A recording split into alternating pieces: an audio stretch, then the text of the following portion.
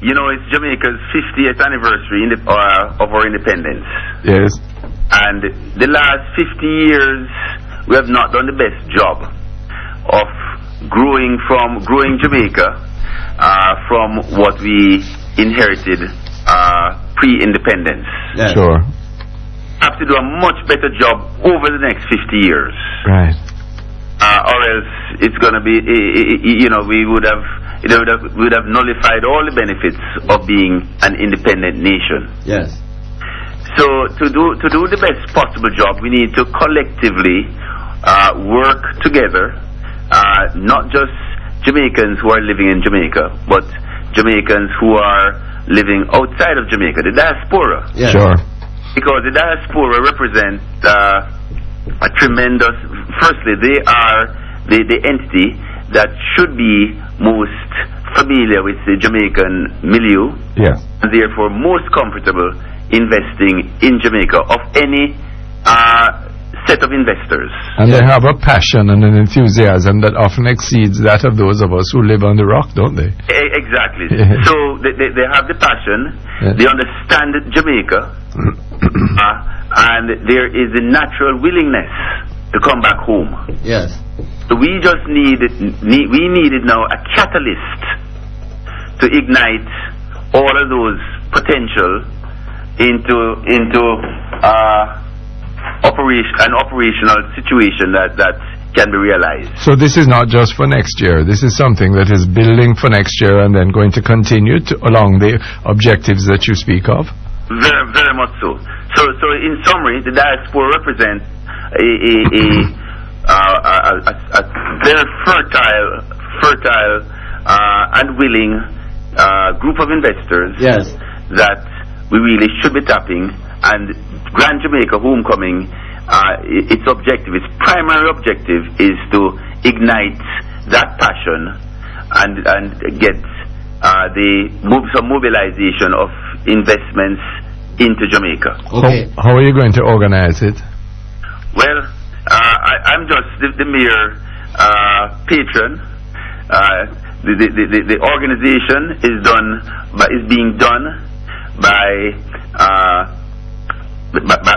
operators, including Donnet, who have done a wonderful job so far. Sure. And they call me in when I'm needed to provide some context and help in terms of just being an ambassador. Okay, but what will be the strategy which will be applied to mobilize these investors? I mean, you're a key man in the investing community. What will be the strategy? Yes. The first strategy is to give potential investors context. Yes. As to where Jamaica really stands now. Yes. So if we go back in terms of over the last 25 years and what has been building. So and what are really the disablers to an investor coming into Jamaica? So what Yes. are these disablers? Yes. Let's start off with that. Okay. Number one, high crime and violence. Yes.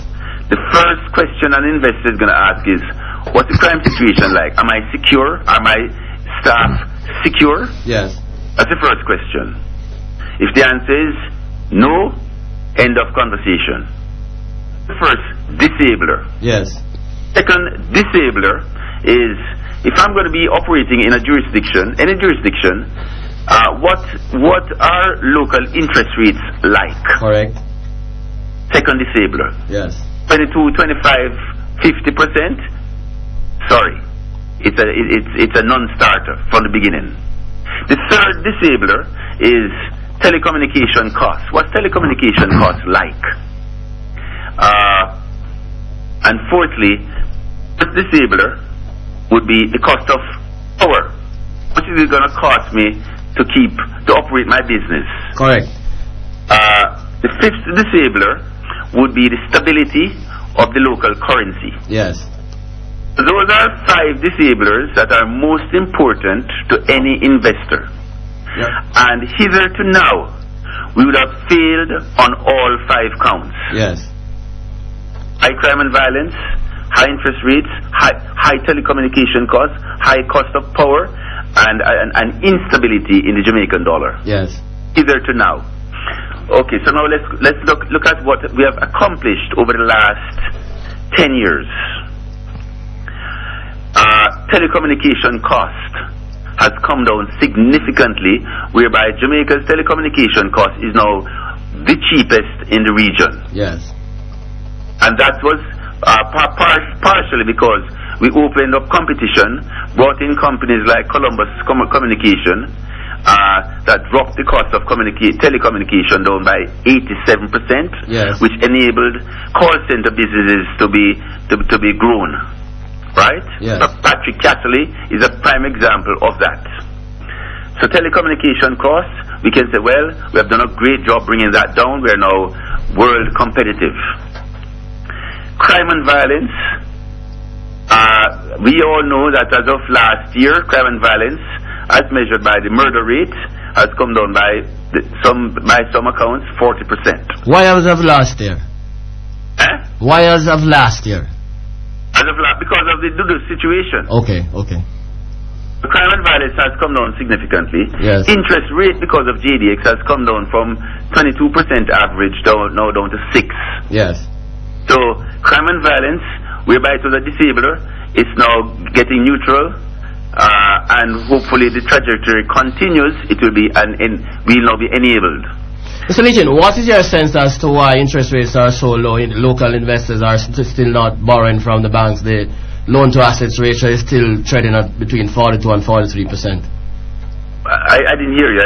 You broke up. What is your understanding as to why, despite the historically low interest rates, local investors have not been borrowing a lot from the banking system? The loan to assets ratio is still somewhere in the region of 42 to 43%. Lack of confidence. Okay.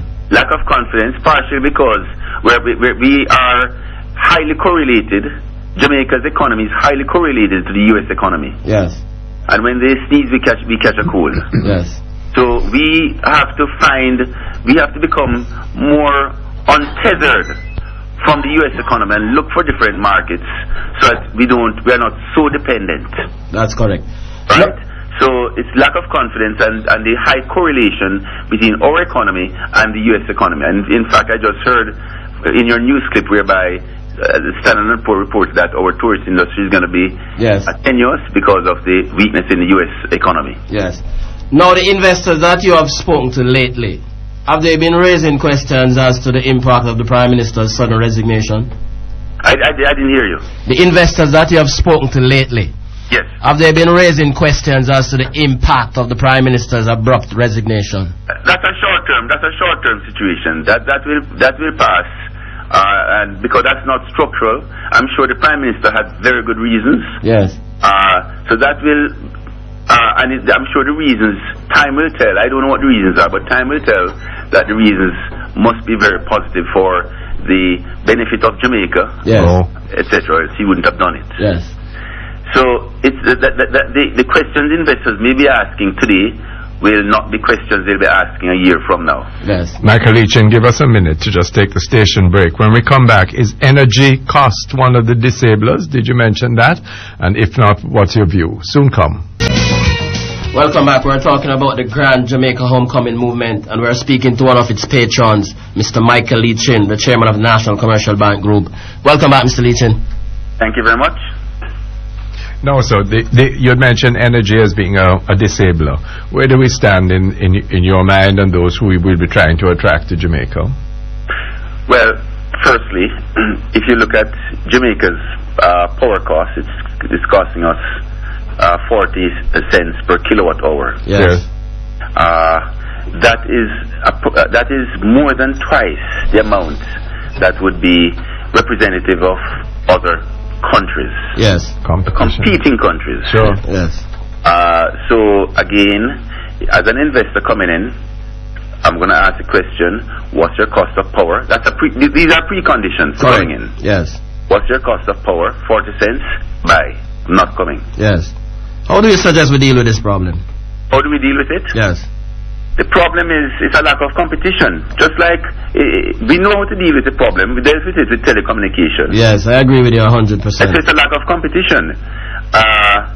So we just we're stuck. So we have to find ways to get unstuck. Yes. Is there an interest in Jamaica as an investment area, though, Michael Leachy? And the fact is that our level of foreign direct investment, perhaps for reasons outside of our control, has dropped drastically in recent years. How much of it do we really want, and how do we revive it? Is it among the Jamaican diaspora? Is that going to be the focus of the Grand Jamaican Homecoming, or are you casting your net even wider?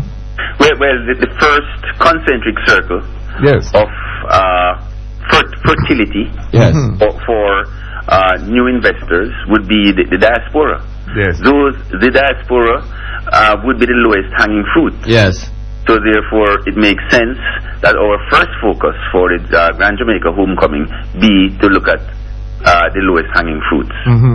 Okay. Do you have targets, and if so, what will be your target for, say, next year, the 50th year of independence? Target for, you mean in terms of? Mobilization of investments, given where we are now. We are really down 201 million last year. You mean incrementally how much? Yes. How much quantitatively? Yes. Do you have I don't know of any such target. Okay. So how will you assess your performance? I beg your pardon? So how will you assess your performance? Performance of what? The Grand Jamaican Homecoming movement in terms of the mobilization of investments to Jamaica. In terms of it being, since it was launched in August, and since August, it has certainly taken on a life of its own. Yes. So from the standpoint of awareness, we're very, very happy with what has happened so far in terms of the number of hits. There is a Come Home Jamaica song that one can buy on iTunes, 99 cents, that has been well supported. We have a video, and it has received almost 40,000 views in the short term. In 2 months, we know a lot of Jamaicans, people from over 55 countries, have really visited YouTube, our own website, Twitter, and Facebook. Yes. So the word is getting out, and it's becoming virulent. Okay. How do you link it with the government's investment promotion efforts? Is it articulated with JAMPRO, for example, Michael Leachin? Is it articulated with JAMPRO/Michael Leachin? No. There was a comma between JAMPRO and Michael Leachin. I'm asking you if you know that the movement is sufficiently integrated with other efforts to increase investments. You're asking me a question that is out of my league. Okay. Okay. That would be significant to do, though, because we don't need to go in different directions, eh? Oh, no. Yes. Okay, and this is something we want to institutionalize so that people can get the vibe, get the information, and get the enabling, not the disabling, assurances during 2012 and onwards. Definitely. Yeah, man, that's good. Okay. Well, this is great news. We're going to follow up with you and with Donette. He's referring to Donette Chinloy Chang as we go on month after month, because really the celebrations next year will have their fun, but if they really have an economic bite, it will be of great assistance, and we're counting on the movement to provide that. Thanks so much for the effort, and thanks so much for telling us this morning. All the best, sir. Thank you very much. Good. The Honorable Michael Lee Chin, Chairman of National Commercial Bank and a patron of the Grand Jamaican Homecoming. Soon come. The Big Picture was brought to you by National Commercial Bank, NCB, building a better Jamaica.